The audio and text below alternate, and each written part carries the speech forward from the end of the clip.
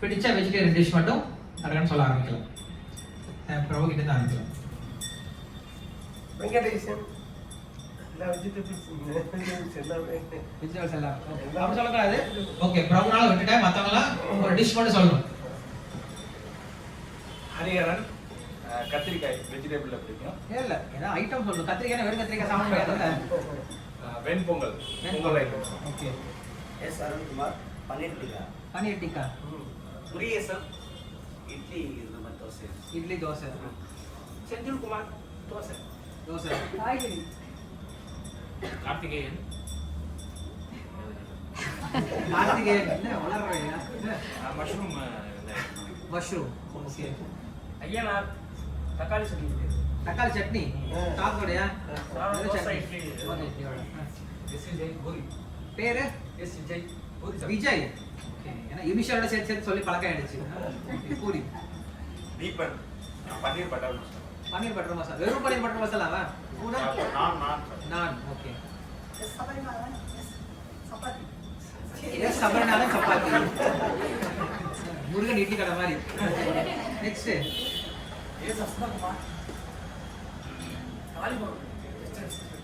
Cauliflower 65 75.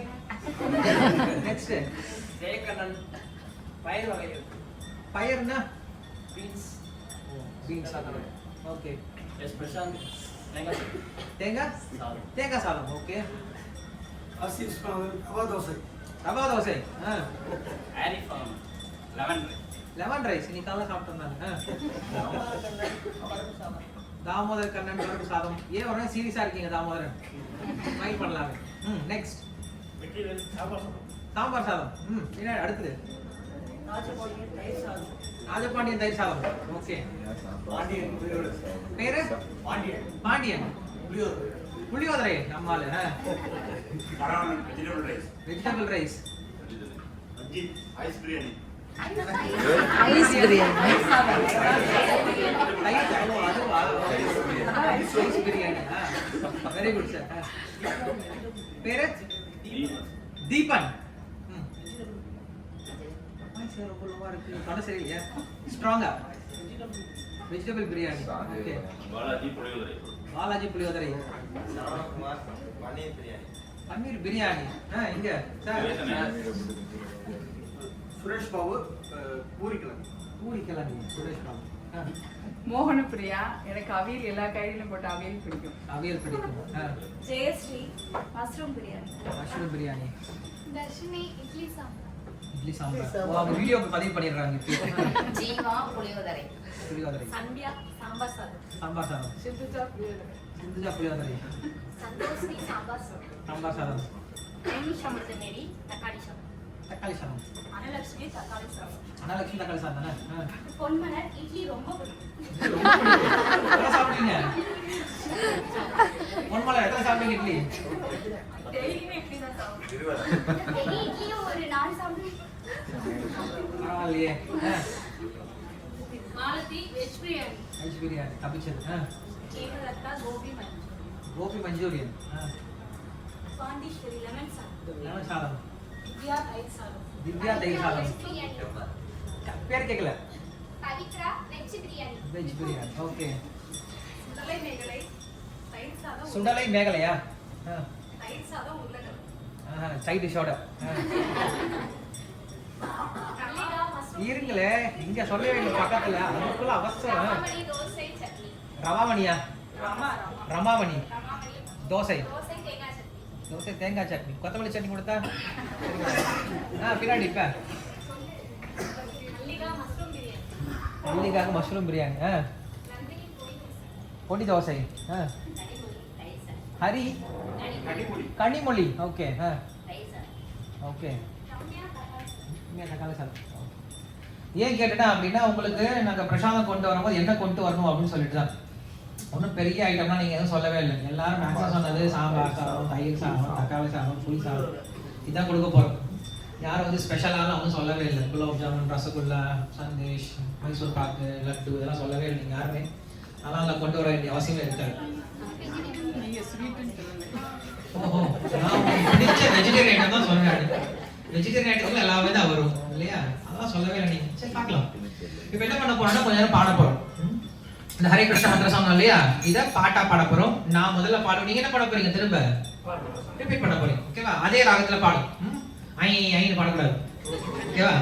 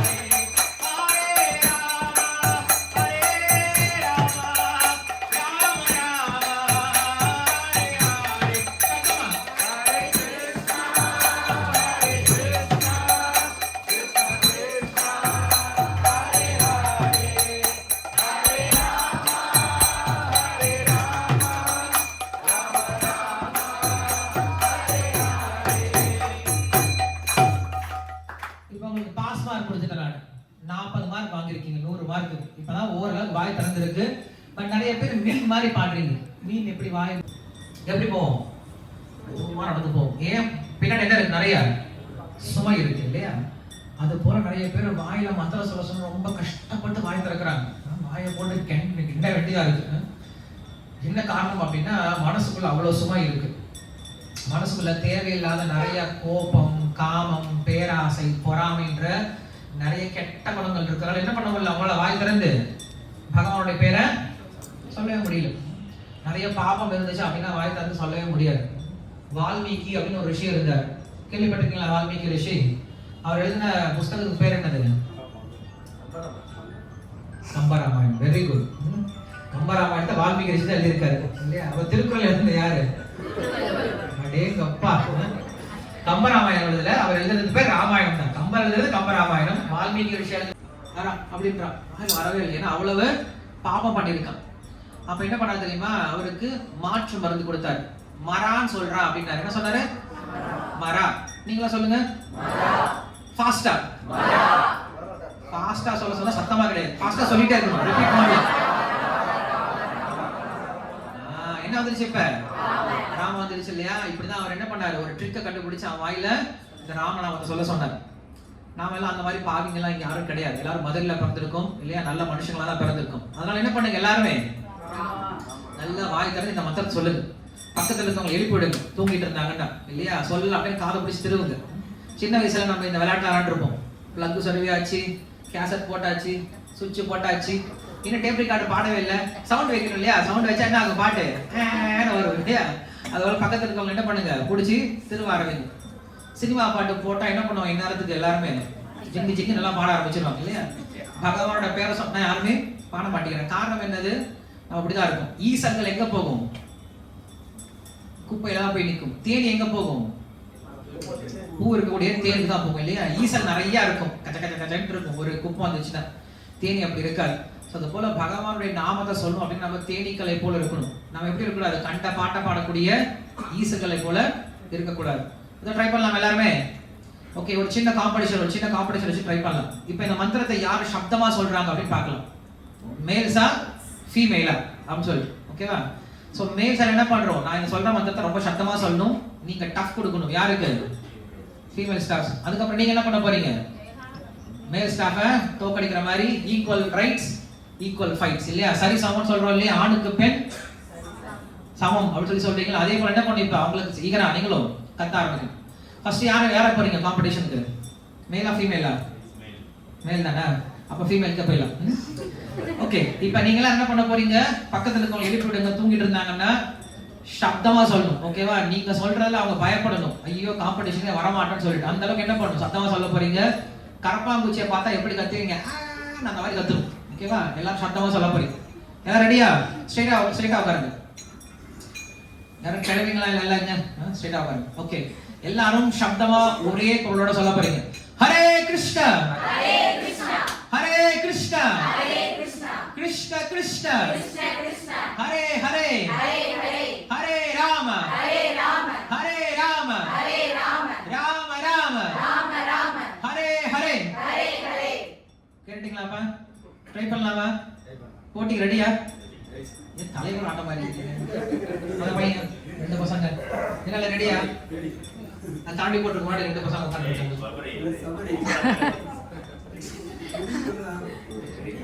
அந்த பையன் பேர் என்னது? பேர்ப்பா ஏன் பேரா? உங்க வீட்டாடி உங்களுக்கு முன்னாடி இருக்க பழைய எல்லாரும் ஆஜராக தேவையில்லாம இருங்க. எல்லாம் நான் சொல்றேன். பின்னாடி தாண்டி போட்டவங்க உங்க முன்னாடி யார் இருக்கிறது? தாமோதரன். தாமோதருக்கு முன்னாடி யார் இருக்கிறது? ஆரிஃப். தாமோதரன் ஆரிஃப் ரெண்டு பேரும் நல்லா வாய் தரன்னு சொல்லும், ஓகேவா? எல்லாரும் சத்தமா சொல்லும். ட்ரை பண்ணுங்க. நீங்களா எல்லாம் ரெடியா? சொல்லாமா? நீங்க ஹெல்ப் பண்ணக்கூடாது இல்லையா? சார் நான் பார்க்க தான் சார் பொம்பளை உள்ளார் நிஜமான ஆம்பளை சார் அப்படின்னு நினைக்காதீங்க. பொம்பளை சைலண்டா இருக்கலாம். நீங்க கூட சொல்லலாம். எல்லாரும் ஜென்ஸ் மேல இருக்கும், எல்லாரும் நீங்களும் சேர்ந்தா. ஹரே கிருஷ்ணா, ஹரே கிருஷ்ணா, ஹரே கிருஷ்ணா, ஹரே கிருஷ்ணா, கிருஷ்ண கிருஷ்ண, கிருஷ்ண கிருஷ்ணா, ஹரே ஹரே, ஹரே ஹரே, ஹரே ராம, ஹரே ராம, ஹரே ராம, ஹரே ராம, ராம ராம, ராம ராம, ஹரே ஹரே, ஹரே ஹரே. பரவாயில்ல, நல்லா சொல்லிட்டாங்களே. இப்ப எல்லாரும் சேர்ந்து ஒரே முறை சொல்ல போறோம். ரெண்டு பேரும் சேர்ந்து, ஓகேவா? ஃபுல் எனர்ஜியோட. ஹரே கிருஷ்ணா, ஹரே கிருஷ்ணா, ஹரே கிருஷ்ணா, ஹரே கிருஷ்ணா, கிருஷ்ண கிருஷ்ண, கிருஷ்ண கிருஷ்ணா, ஹரே ஹரே, ஹரே ஹரே, ஹரே ராம, ஹரே ராம, ஹரே ராம, ஹரே ராம, ராம ராம, ராம ராம, ஹரே ஹரே. ஹரே ஹரே. இப்போ எப்படி இருக்கு எனர்ஜி இல்லையா? இதே எனர்ஜில நான் பாட போறோம், ஓகேவா? பாடினாதான் நல்லா கை தட்டிட்டு பாடினாதான் அடுத்த பிரசாதம் இருக்கும், எல்லாம் சாப்பிட முடியும். ஓகேவா?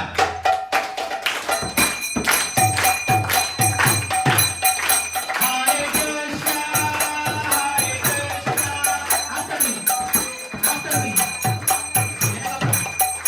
ஹரே கிருஷ்ணா, ஹரே கிருஷ்ணா, கிருஷ்ணா கிருஷ்ணா, ஹரே ஹரே, ஹரே ராம, ஹரே ராம, ராம ராம, ஹரே ஹரே. Everyone.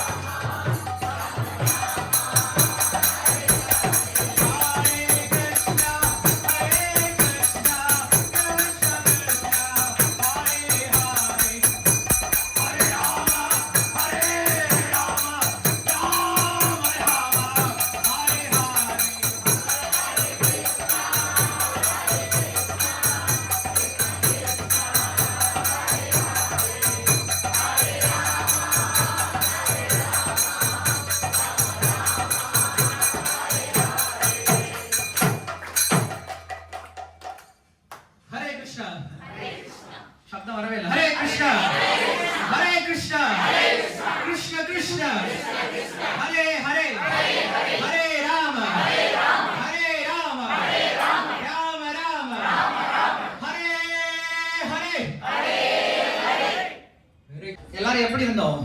கொஞ்ச நேரத்துக்கு மறந்து போயிட்டோம் இல்லையா? கோயிலுக்குள்ள எப்படி இருக்குமோ அதே ஒரு ஃபீலிங்கு கண்டிப்பா அங்க இருந்திருக்கும் இல்லையா? அதனால கோயில் அப்படின்னு நம்ம தனியா போய் வழிபடணும் அப்படின்ற அவசியம் கிடையாது. கோயிலும் வெறும் கட்டடம் தான் இருக்கு இல்லையா? ஆனா அந்த கட்டடத்துக்குள்ள எப்படி சக்தி வருது அப்படின்னா அங்க என்ன பண்றாங்க, நிறைய மந்திரங்கள் சொல்றாங்க இல்லையா? அந்த மந்திரங்கள் சொல்றதுனால அந்த இடமே எப்படி ஆயிடுது, ஃபுல்லா ஆன்மீகம் மாறி போயிடுது. அதனால நாம் எங்க தங்கி இருக்கோமோ அந்த இடத்துல நம்ம எப்ப நிறைய மந்திரங்கள் சொல்ல ஆரம்பிக்கிறோமோ அந்த இடம் எல்லா இடம் முழுக்க முழுக்க ஆன்மீகமா மாறி போயிடும். சந்தோஷமா இருக்கு இல்லையா காலையிலேயே? ஓகே, நாங்க விஸ்வான் அப்படின்ற அமைப்பில் வந்திருக்கோம். எதற்காக வந்திருக்கோம் அப்படின்னா இந்த ஒரு நிகழ்ச்சியை நாங்க என்ன பண்றோம், இப்ப ஏற்பாடு பண்ணியிருக்கோம். இந்த நிகழ்ச்சியோடைய முக்கியத்துவம் என்ன அப்படின்னு யோசிச்சிங்க அப்படின்னா, இப்ப நம்ம எல்லாருமே காலையில இன்னைக்கு எல்லாருமே குளிச்சுட்டு வந்திருப்பீங்க இல்லையா? யாரெல்லாம் குளிக்காம வந்திருக்கீங்க? எல்லாரும் குளிச்சிட்டீங்களா? யாரெல்லாம் இன்னைக்கு பிரஷ் பண்ணீங்க? பிரஷ் பண்ண மட்டும் கை தூக்கலாம். என்ன பிரஷ் பண்ணீங்களா? ஏன் தினசரி பிரஷ் பண்ண? பல்லு தேஞ்சிராதா? எங்க அப்பா அடிக்கடி சொல்லுவார், அதிகம் எங்க பாட்டி கிட்ட எங்க தாத்தா கிட்ட சொல்லுவார், எங்க தாத்தா காலையில ஒரு தடவை பிரஷ் பண்ணுவாரு, சாயந்தரம் பிரஷ் பண்ணுவாரா, பார்த்து பல்ல தேஞ்சிர போது சொல்லுவார் இல்லையா? பிரஷ் பண்ணிட்டே இருக்கு. ஏன் பிரஷ் பண்ண தினசரி? பிரஷ் பண்ணலாம் என்ன ஆகும்? ஃபர்ஸ்ட் ஸ்மெல் வர ஆரம்பிக்கும். அதுக்கப்புறம் பல்லு என்ன ஆகும், கெட்டு போயிடும் இல்லையா? பல்லு சொத்த பல்லா மாறி போயிடும் இல்லையா? அதே போல குளிக்கலாம் என்ன ஆகும் தினசரி? ஃபர்ஸ்ட் உடம்புல ஸ்மெல் வர ஆரம்பிக்கும். அதுக்கப்புறம் ஒரு வாரம் குளிக்கலன்னா தோல் என்ன வரும், நோய் வர ஆரம்பிக்கும். ஒரு மாசம் குளிக்கிறேன்னா, ஒரு வருஷம் குளிக்கிறேன்னா தோல் என்ன வரும், நிறைய நோய்கள்லாம் வந்துடும். ஸ்கின் கேன்சர்லாம் சொல்றாங்க, அது போல ரொம்ப கொடிய நோய்கள்லாம் வந்துடும். அதனால தினசரி பல் விளக்குறதும் குளிக்கிறதும் நம்மளுடைய கடமை. யாரா சொல்ல முடியுமா, சார் நான் ரொம்ப பிஸியா இருக்கேன் சார், நான் வந்து பல் விளக்க மாட்டேன் சார், குளிக்க மாட்டேன், சொல்ல முடியுமா? சொல்லவே முடியாது. இல்ல சார் நான் ரொம்ப படிச்சவன் சார், நான் பல்லு விளக்க தேவையில்லை அப்படின்னு சொல்ல முடியுமா? சொல்ல முடியாது. பல் நான் படிச்சா ஏபிசிடி சொல்லிடுவேன் சார் அப்படின்னு சொல்ல முடியுமா? சொல்ல முடியாது. எனக்கு நிறைய பணம் இருக்கு, நான் பெரிய பணக்காரன், நான் குளிக்க தேவையில்லை, நான் என்ன பண்ணுவேன், பணத்தை எடுத்து இப்படி விசிறிட்டேன் அப்படின்னா அதுல ஸ்மெல் வந்து சொல்ல முடியுமா? சொல்ல முடியாது. அப்ப நான் ஹிந்து, நான் கிறிஸ்டியன், நான் முஸ்லீம், நான் பல்லு விளக்க தேவையில்லை நான் சொல்ல முடியுமா? சொல்ல முடியாது. அப்ப ஒரு சில விஷயங்கள்லாம் எல்லாருக்குமே பொதுவானது இல்லையா? எப்படி பிரஷ் பண்றது பொதுவானதோ, எப்படி குளிப்பது பொதுவானதோ, அது போல இன்னொரு விஷயம் ரொம்ப முக்கியமான நம்ம வாழ்க்கையில் என்ன தெரியுமா, என்ன முக்கியம் தெரியுமா? நம்முடைய மனசுன்னு ஒண்ணு இருக்கு இல்லையா, அதை சுத்தப்படுத்தணும். தினசரி நம்ம எதை சுத்தப்படுத்திட்டு இருக்கோம்? உடம்ப சுத்தம் பண்றோம், வாயை சுத்தம் பண்றோம் இல்லையா? ஆனா உள்ளார மனசுன்னு ஒண்ணு இருக்குல்ல, அதை நம்ம தினசரி என்ன பண்ணவே இல்லை, சுத்தப்படுத்துறதே இல்ல. மனசுன்னு ஒண்ணு இருக்குன்றதே என்ன பண்ணிட்டு எல்லாருமே மறந்தே போயிட்டோம். முதல்ல மனிதன் கேட்பான், ஏன் எல்லாம் மனுஷன் ஆயா, உனக்குலாம் மனசு இருக்காயான்னு கேட்பான். மனிதன் அப்படின்னா என்ன இருக்கணும், அவனுக்கு மனம் அப்படிங்கிறது இருக்கணும் இல்லையா? ஸோ மனசை நம்ம என்ன பண்றது கிடையாது, தினசரி சுத்தப்படுத்துறதே கிடையாது. அப்ப என்ன ஆகும், அதுல அழுக்கு போய் சேர்ந்துக்கிட்டே இருக்கும். மனசுல அழுக்கு எப்படி சேரும்? கண்ட விஷயங்களை பார்க்கறதுனாலயோ, கேட்கறதுனாலயோ, ருச்சிக்கிறதுனாலயோ, பேசுறதுனாலயோ, தொடர்றதுனால என்ன ஆகும், மனசுல அழுக்குதெல்லாம் போய் சேர ஆரம்பிக்கும். அப்ப என்ன ஆகும் அப்படின்னா நமக்குள்ள முதல்ல நாற்றம் வர ஆரம்பிக்கும். நாற்றம்னா என்னது? தீய குணங்கள் நமக்கு வெளில தெரிய ஆரம்பிக்கும், பேட் ஹாபிட்ஸ் வெளில தெரிய ஆரம்பிக்கும். அதன் பிறகு நமக்கே மனநோய் உள்ளார வர ஆரம்பிச்சிடும். இங்க நிறைய பேருக்கு இருக்கக்கூடிய பெரிய பிரச்சனை என்னதான், மனநோய் தான் இல்லையா? எல்லாமே இருக்கலாம், அவங்ககிட்ட என்ன கிடையாது, மனசு சரியில்லை. மனசு சரியில்லை அப்படின்னா சந்தோஷமா அவன் இருக்கவே முடியாது. நம்ம நிறைய உதாரணங்களை பார்க்கணும். பெரிய பெரிய பிரபலங்கள்லாம் என்ன பண்றாங்க, நிறைய பணம் இருக்கலாம், பேரு புகழ்லாம் இருக்கலாம், வசதி இருக்கலாம், எல்லாமே இருக்கலாம். ஆனா என்ன பண்றாங்க, ரொம்ப சீக்கிரமா தற்கொலை பண்ணிட்டு இறந்து போயிடுறாங்க, இல்ல போதைக்கு அடிமையிடுறாங்க. காரணம் என்னது, என்ன கெட்டு போயிடுச்சு அவங்க கிட்ட, மனசு கெட்டு போயிடுச்சு இல்லையா? அப்ப என்ன தெரியுமா, நம்முடைய முதல் கடமை தினசரி மனசு என்ன பண்ணும், சுத்தப்படுத்துறது முக்கியம். இப்ப மேல இங்க கண்ணாடி டேபிள் போட்டிருக்கீங்க இல்லையா? உள்ளார பாத்தீங்கன்னா நகையெல்லாம் அடுக்கி வச்சிருக்கோம். தினசரி என்ன பண்ணும், டேபிள கண்ணாடிய கிளீன் பண்ணிட்டே இருக்கும். நீங்க ஒரு மாசமா கண்ணாடி கிளீன் பண்ணவே இல்லை, கஸ்டமர் வந்து பாக்குறாங்க, பார்த்தா உள்ள இருக்கிற நகை அட்ராக்டிவா இருக்குமா? நகை கிளீனா தான் இருக்கு, ஆனா பாக்குறதுக்கு எப்படி இருக்கு, வெளியில இருந்து பார்க்கும்போது அழுக்கா இருக்குமா இருக்கு இல்லையா? அது போல நாம் எல்லாருமே நல்லவங்க தான். பிறவியில இருந்து நாம் எல்லாம் நல்லவங்களா இருந்துட்டு இருக்கோம். சின்ன குழந்தையா இருக்கும்போது எல்லாம் நல்லவங்களா தான் இருந்துட்டு இருக்கோம். ஆனா ஏதோ ஒரு காரணத்தினால இந்த மனசை மறந்து போனதுனால, மனசை கிளீன் பண்ணாமையே விட்டதுனால என்ன ஆயிடுச்சு, இப்ப மனசுக்குள்ள அழுக்கு நிறைஞ்சிடுது. அப்ப நம்மளை பார்க்கும்போது நமக்கே பிடிக்கிறது கிடையாது. நாம் எல்லாம் அழுக்கா இருக்கிற மாதிரி நமக்கு தீயவர்களை போல நமக்கு தெரிய ஆரம்பிக்கும். உண்மையில் நம்ம யாரும் கெட்டவங்க கிடையாது. நாம் எல்லாரும் நல்லவங்க தான். பிறக்கும் பொழுது நம்ம எல்லாரும் கடவுளுடைய குழந்தைகள் தான். ஆனா நாம எல்லாரும் தங்கத்தை போன்றவர்கள் தான். தங்கம் எப்படிதான் இருக்கும்? பிரகாசமா ஜொலி ஜொலிப்பா தான் இருக்கும். ஆனா மேல கூடிய கண்ணாடி என்ன அடிச்சு இப்ப அழுக்கு இருக்கிறதுனால தங்கம் எப்படி இருக்கு தெரியும், பாக்குறதுக்கு அழுக்கா இருக்கவா தெரியும். அது போலதான் ஒவ்வொரு மனிதர்களும் எல்லாருமே நல்லவங்க தான் இதயத்தில். ஆனா அவங்க அந்த மனசை கிளீன் பண்ணாமையே விட்டனால என்ன ஆயிடுச்சு, எல்லாருமே நமக்குள்ள இருக்கக்கூடிய அழுக்குகள்லாம் வெளியில தெரியறவா இருக்கு. அப்ப நம்முடைய கடமை என்னது? தினசரி மனசை சுத்தப்படுத்தணும். இது வரைக்கும் புரியுதா உங்களுக்கு? மன சுத்தப்படுத்தினா என்ன ஆகும்? நமக்குள்ள இருக்கக்கூடிய நல்ல குணங்கள் தெரிய ஆரம்பிக்கும். மன சுத்தப்படுத்தலாம் என்ன ஆகும்? தீய குணங்கள் வரும். நமக்கு இருக்கக்கூடிய கெட்ட குணங்கள் வெளில தெரிய ஆரம்பிக்கும். அதே போல நம்முடைய வாழ்க்கையை மனசனாலேயே பிரச்சனைக்குள்ளாகும் இல்லையா? மனசு கெட்டு போயிடுச்சு அப்படின்னா யாருமே சந்தோஷமாவே இருக்க முடியாது. மனசு எங்கேயோ பறி கொடுத்துட்டோம் அப்படின்னா நம்மளை சுத்தி எல்லா வசதியான பொருட்களும் இருக்கலாம். ஆனா அந்த பொருட்கள் நமக்கு என்ன கொடுக்காது? சந்தோஷத்தை கொடுக்காது. நிறைய செல்வந்தர்களை பார்க்க முடியும். அப்படியே மூச்சு முன்ன வச்சுட்டு வருவாங்க. வீட்டுல எல்லாருக்கும் சார் பெரிய பங்களா இருக்கு, நல்ல ஃபேமிலி இருக்கு, கார் 5-6 கார் இருக்கு, நல்ல பேங்க் பேலன்ஸ் இருக்கு. ஆனா மனசு என்ன சார்? மனசு சந்தோஷமா இல்லை சார். மனசுல நிம்மதியே கிடையாது சொல்லுவாங்க. மனசு நிம்மதி கெட்டு போயிடுச்சுன்னா உங்களை சுத்தி எல்லா பொருட்கள் இருந்தும் பிரயோஜனம் இல்லை. மன சந்தோஷமா இருந்துச்சுன்னா உங்களை சுத்தி ஒண்ணுமே தேவை இருக்காது. ஆனா எப்படி இருப்பீங்க? சந்தோஷமா இருப்பீங்க. எல்லாத்துக்கும் மனசுதான் காரணம். அப்ப என்ன பண்ணும்? மனிதனா பிறந்தா நம்ம தினசரி மனசை கிளீன் பண்றது முக்கியம். சரி, எப்படி கிளீன் பண்ணலாம்? எந்த ஹவுஸ் கீப்பிங் வச்சு கிளீன் பண்ணலாம், இல்லை எந்த ஹார்பிக் வச்சு கிளீன் பண்ண முடியும் அப்படின்னா மனசு அப்படிலாம் கிளீன் பண்ண முடியாது. மனசு கெட்டு போறதுக்கு என்ன காரணம் சொன்னோம்? தேவையான விஷயங்கள் உள்ள அனுப்புறதுனால. அப்ப மனசை எப்படி கிளீன் பண்றது? நல்ல விஷயங்கள் என்ன பண்ணும்? உள்ள அனுப்ப ஆரம்பிக்கும். வேலை தானே? நல்ல விஷயங்களை பார்க்கணும், நல்ல விஷயங்களை கேட்கணும், நல்ல விஷயத்தை பேசணும், நல்ல விஷயத்தை தொடரணும், நல்ல விஷயத்தை சாப்பிடணும். அப்ப என்ன ஆகும்? மனசானது ஆட்டோமேட்டிக்கா கிளீனாவே இருக்கும். 4வது கடவுளுடைய ஆசீர்வாதம் வேணும். இது 4 ரொம்ப முக்கியமா எல்லாருக்குமே. ஒரு குழந்தை பிறக்குது, அந்த குழந்தை வளர ஆரம்பிக்குது. ஆனா 4 பாகம் இருக்கு குழந்தைக்கு. தலைன்னு ஒண்ணு இருக்கு, கையின்னு ஒண்ணு இருக்கு, உடல்னு ஒண்ணு இருக்கு, கால்னு ஒண்ணு இருக்கு. 4 என்ன ஆகணும்? சரிசமமா வளரணும். ஒரு குழந்தைக்கு வளரும் போது என்ன ஆகுதுன்னா 3 மட்டும் தான் வளருது, 1 வளர மாட்டேங்குது. கால் மட்டும் வளரவே இல்லை, மற்றதெல்லாம் வளர்ந்து இருக்கு. எப்படி இருக்கு பாக்குறதுக்கு? அசிங்கமா இருக்கு இல்லையா? முகம் எல்லாம் பெருசா வளர்ந்துருச்சு, உடம்பு வளர்ந்துருது, கை வளர்ந்துருது, கால் மட்டும் தூண்டு இருக்கு. சின்ன குழந்தை பிறந்த குழந்தை மாதிரி கால் தூண்டு இருக்கு. நல்லா இருக்குமா? நல்லா இருக்காது. என்ன இருக்கணும்? 4மே சரிசமமா வளரணும். அதே போல மனிதர்களுக்கும் இந்த 4 விஷயங்களும் சரிசமமா என்ன இருக்கணும்? தேவைகளை பூர்த்தி செய்யணும். இங்க நம்ம இடத்துல பண்றோம், உடம்பையே நல்லா பார்த்துட்டு இருக்கோம் இல்லையா? உடம்பு நல்லா பார்த்துக்கணும், உடம்பு நல்லா பார்த்துக்கோங்க. பாக்குறவங்க என்ன கேட்கறாங்க? நல்லா இருக்கீங்களா? உடம்பு நல்லா இருக்கா? நல்லா சாப்பிடுறீங்களா? அதான் கேட்கறாங்க தவிர மனசை பத்தி யாரும் பெருசா யோசிக்கிறது கிடையாது. சக மனிதர்களும் நம்ம எப்படி பேசுறோம், எப்படி பழகுறோம், எப்படி நம்ம நட்பு இருக்கு அப்படிங்கிறது யாரும் பெருசா கண்டுக்கிறது கிடையாது. எமோஷனல் அப்படிங்கிறது இன்னைக்கு கெட்டு போயிடுச்சு. எல்லாரும் மெஷின் மாதிரி மாறி போயிடும். அதனால இது கண்டிப்பா தேவை. எல்லாத்துக்கும் மேல நம்மளுக்கு கடவுளுடைய ஆசீர்வாதம் அப்படிங்கிறது கண்டிப்பா தேவை. இந்த 4 விஷயங்கள் ஒரு மனுஷனுக்கு என்ன ஆகணும்? சரிசமமா வளர ஆரம்பிக்கணும். ஸோ அதுக்காக இந்த நிகழ்ச்சி அப்படிங்கிறது ஏற்பாடு பண்ணியிருக்கோம். இந்த நிகழ்ச்சியில் நாம் என்ன சொல்லிக் கொடுக்க போறோம் அப்படின்னா இந்த 4 விஷயத்தை நாம் எப்படி பூர்த்தி செய்து கொள்வது அப்படிங்கிற விஷயத்த சொல்லிக் கொடுக்க போறோம். ஏன்னா எல்லாருக்கும் விஷயம் தெரியும், அதை என்ன பண்ணணும்? பயிற்சி கொண்டு வரணும் இல்லையா? அதை பயிற்சி கொடுக்க நாங்கள் என்ன பண்றோம்? இங்க வந்திருக்கோம்னு நினைச்சிட்டு இருக்கோம். ஸோ வாரம் இந்த ப்ரோக்ராம் நம்ம ஒரு நாள் இருக்கும். பிப்ரவரி மாசத்துல இருந்து ஏதாவது ஒரு நாள் நாங்கள் ப்ரோக்ராம் வருவோம். வந்தா 45 நிமிஷம் ப்ரோக்ராம். கரெக்டா 9:45 சொன்னாங்க. 9:45 நாங்க உள்ள வந்தாச்சு. 10 நிமிஷம் பஜன் இருக்கும், 20 நிமிஷம் கிளாஸ் இருக்கும், வேற பேச போறோம். அடுத்த ஒரு 10 நிமிஷம் டான்ஸ் கிளாஸ் இருக்கும். சரி, எல்லாரும் உட்கார்ந்து இருந்தீங்க இல்லையா? கால் வலிக்கல எல்லாருக்குமே. இப்ப என்ன பண்ண போறோம்? எல்லாருமே நின்று கட்டி இந்த மந்திரத்தை பாட போறோம். ஸோ அப்போ உங்களுக்கு சின்ன டான்ஸ் சொல்லி கொடுப்போம். ஸ்டெப் டான்ஸ் இல்லையா? Cut dance, step dance, break டான்ஸ்லாம் இருக்குல்ல. இப்போ நாங்கள் சொல்லிக் கொடுக்க போது ஸ்டெப் டான்ஸ் உங்க எல்லாருக்குமே. ஏன்னா பொதுவாக பாட்டு பாடம் எல்லாரும் என்ன ஆவாங்க? வைப் ஆவாங்க இல்ல? ஸோ இப்போ நம்ம எதுக்காக வைப் ஆக போறோம்? கிருஷ்ணனுடைய பாட்டுக்கு வைப் ஆக போறோம் இல்லையா? அதனால குதிக்க வேண்டாம், அப்படிலாம் குதிக்க கூடாது. நாங்கள் சொல்லிக் கொடுக்குறோம் எப்படி டான்ஸ் பண்ணுவோம் அப்படின்னு சொல்லிட்டு. அந்த போல என்ன பண்ணுங்க? சிம்பிளா நின்றுகிட்டே பாடிட்டு என்ன பண்ணலாம்? டான்ஸ் பண்ணலாம். எல்லாரும் கீர்த்தன் பிடிச்சிருக்கா? பாடிங்க இல்லையா? அப்ப இதை என்ன பண்ண போறோம்? நம்ம எந்திரிச்சு பண்ண போறோம். எந்திரிச்சு போங்க எல்லாரும்.